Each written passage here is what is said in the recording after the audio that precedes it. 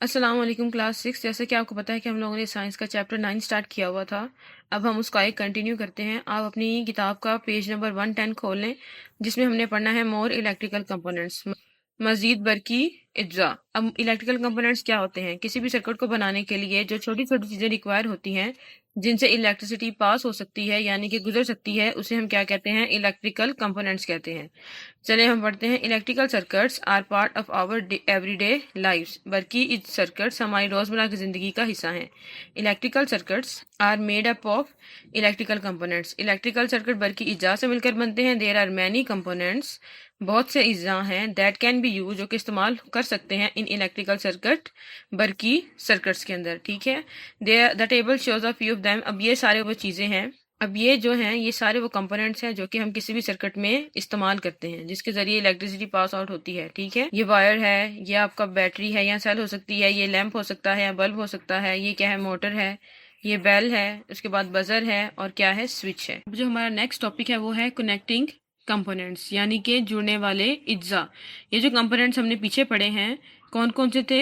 जैसा कि बेल था, बल्ब था, ये सारे क्या होने चाहिए? साफ सुथरे होने चाहिए, ये डल ना हो और इन पर मिट्टी ना लगी हो। इट इज़ इम्पॉर्टेंट, ये ज़रूरी है, टू कनेक्ट, जुड़ना, द कंपोनेंट्स, कंपोनेंट्स का या इज्जा का, ऑफ एन इलेक्ट्रिकल सर्किट, बरकी सर्किट के, करेक्टली, सही तरीके से।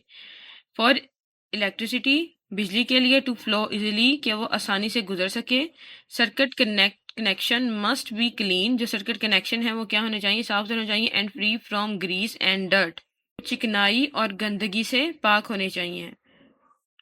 कॉपर वायर्स, चांदी की तारें, फॉर एग्जाम्पल, मिसाल के तौर पर, quickly get dull if they are left in the open for a while, अगर उन्हें थोड़ी देर के लिए खुला छोड़ दिया जाए तो वो बहुत जल्दी गंदी हो जाती हैं। चलें अब हम इसका टेस्ट योरसेल्फ करते हैं। अब आपका ये टेस्ट योरसेल्फ से पहला सवाल है, ड्रा द सिंबल्स फॉर।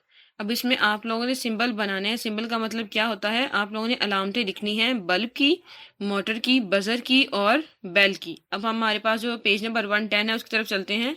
आपका पेज नंबर 110 है, जहां हमने मोर इलेक्ट्रिकल कंपोनेंट्स पढ़ा था। यहाँ पे सारे सिंबल दिए हुए हैं। ठीक है, आपके पास पहला किसका है? बल्ब का, ये बल्ब का सिंबल है। ठीक है, फिर इसके बाद आपकी मोटर का है, ये मोटर का सिंबल है, और फिर बजर आती है, ये बजर का सिंबल है, और फिर आती है आपकी बेल, और ये आपकी बेल का सिंबल है। ये सब आपके क्या हैं?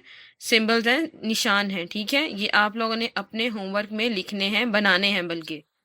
हमारा है क्वेश्चन नंबर 2, जिसमें उन्होंने कहा है कि list the energy changes that take place in the following electrical components. ये आपके क्या है? फॉलोइंग इलेक्ट्रिकल कंपोनेंट्स है, जैसे बजर है, लैंप है, मोटर है और बैटरी है। अब यहाँ पे एनर्जी एनर्जी चेंजेस का मतलब है कि एनर्जी एक फॉर्म से दूसरी फॉर्म में तब्दील होती है। जैसे बजर में क्या है? इसमें इलेक्ट्रिकल एनर्जी किस में चेंज हो रही है? साउंड एनर्जी में चेंज हो रही है।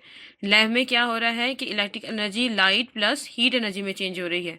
और मोटर में क्या हो रहा है कि इलेक्ट्रिकल एनर्जी काइनेटिक एनर्जी और हीट एनर्जी में चेंज हो रही है।